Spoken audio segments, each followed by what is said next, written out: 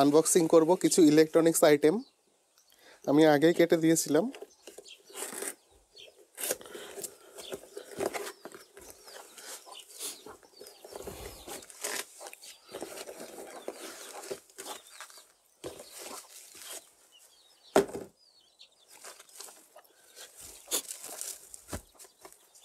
র্যাপারগুলো আগে সরিয়ে দিই।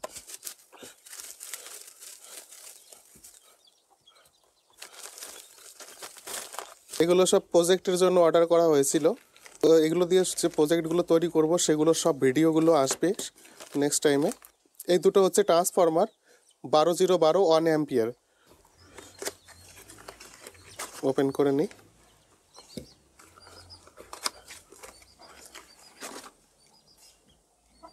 এই ট্রান্সফরমারগুলোর একদিকে 3টে টার্মিনাল থাকে আর একদিকে 2টো টার্মিনাল থাকে। এইদিকে যে 2টো টার্মিনাল রয়েছে লাল রঙের ওয়্যার কানেক্ট করা রয়েছে, এই দুটো হচ্ছে এসি সাপ্লাই হবে এখানে। আর আরেক দিকে রয়েছে 3টে টার্মিনাল।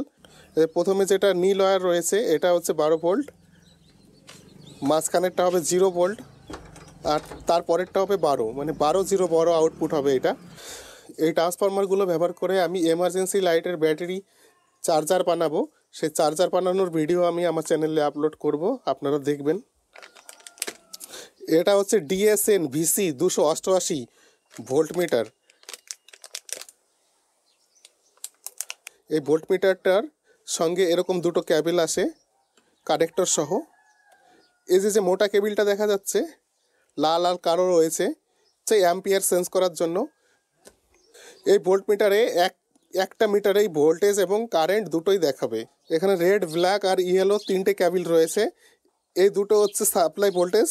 এই ইয়েলো তারটি হচ্ছে ভোল্টেজ মেজার করার জন্য। এগুলো হচ্ছে LM324 আইসি, এটা 14 পিনের আইসি। এই আইসিটাকে কাজে লাগিয়ে আপনারা ব্যাটারি লেভেল ইন্ডেক্টর বানাতে পারেন। এগুলো হচ্ছে ডায়োড, তবে এটা জেনারেল ডায়োড না। এগুলো হচ্ছে ASR360 ডায়োড। এই দুটো হচ্ছে আইসি L7805। এই আইসিটাকে 5 ভোল্ট রেগুলেটর আইসিও বলা হয়।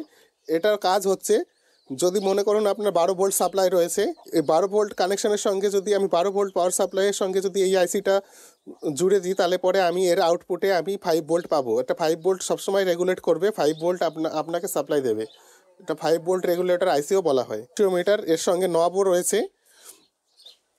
তবে বন্ধুরা, আমি প্যাকেট থেকে এগুলো খুলছি না কোনো প্রোডাক্টই। এই আইসি বা এই যতগুলো প্রোডাক্ট আপনি দেখালাম, আমি এগুলো অ্যাকচুয়ালি প্যাকেট থেকে খুলছি না, কারণ এটা যদি প্যাকেট থেকে খুলে ফেলি তাহলে এর মধ্যে ময়েশ্চার যাবে এবং এর টার্মিনালগুলো রাস্ট পড়ে যাবে। তারপরে এটা সোল্ডারিং হতে চাইবে না, অনেক প্রবলেম আসবে, যে কারণে আমি প্যাকেটের মধ্যেই দেখাচ্ছি। মিটারের কাজ হচ্ছে কোনো রেগুলেট করা, কারেন্ট ভোল্টেজ এগুলোকে রেগুলেট করার জন্য এই পোটেনশিওমিটারটা ব্যবহার করা হয়। এটা হচ্ছে LM2596 বাক কনভার্টার বলে এটাকে। এটা হচ্ছে DC to DC buck converter. এর একদিকে ইনপুট থাকবে আর একদিকে আউটপুট থাকবে। এর ইনপুটে আপনি 3 ভোল্ট থেকে 40 ভোল্ট DC ভ্যারিয়েবল ভোল্টেজ আপনি অ্যাপ্লাই করতে পারবেন, আর আউটপুটে পাবেন আপনি 1.5 ভোল্ট থেকে 35 ভোল্ট। মানে 1.5 ভোল্ট থেকে 35 ভোল্ট আপনি যে কোনো আউটপুট এখান থেকে আপনি নিতে পারবেন। এটা অনেক ক্ষেত্রে ব্যবহার করা যেতে পারে। এই একটা বাক কনভার্টার দিয়েই আপনি যদি 24 ভোল্টের মোটর থাকে সেটাও চালাতে পারবেন, 12 ভোল্টের ব্যাটারি চার্জ করার থাকে সেটাও পারবেন, 3 ভোল্টের ব্যাটারি চার্জ করার থাকে সেটাও পারবেন, আবার মোবাইল চার্জ করতেও পারবেন। তবে এই ভ্যারিয়েবল ভোল্টেজ পাওয়ার জন্য এখানে যে একটা নীল রঙের পোটেনশিওমিটার রয়েছে, এই পোটেনশিওমিটারের উপরে গোল্ডেন কালারের একটা নব রয়েছে। এটাকে আমরা অ্যাডজাস্ট করলে স্ক্রু ড্রাইভার দিয়ে এটাকে যদি আমরা অ্যাডজাস্ট করি, তাহলে আমরা এই ভ্যারিয়েবল ভোল্টেজটা এখানে বাইরে পাবো, আউটপুটে পাবো। তবে এটাকে আমরা ছোট্ট একটা মডিফিকেশন করব। এই যে পোটেনশিওমিটারটা লাগানো রয়েছে নীল রঙের, এই পোটেনশিওমিটারটাকে আমরা রিপ্লেস করে দেব এরকম রোটারি টাইপের।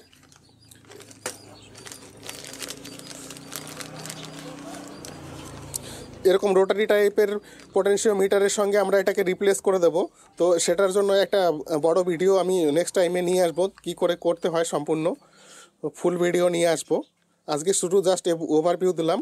এটাকে যদি আমরা এই যে পোটেনশিওমিটার আছে সেটাকে রিপ্লেস করে যদি মডিফিকেশন না করি, তাহলে এটাকে অ্যাডজাস্ট করা খুবই প্রবলেম। এটা আমরা বাইরে থেকেই অ্যাডজাস্ট করতে পারবো যদি আমরা এই রোটারি টাইপের পোটেনশিওমিটার এর সঙ্গে ইনস্টল করি। এটা হচ্ছে একটা ছোট্ট মিনি সোলার প্যানেল।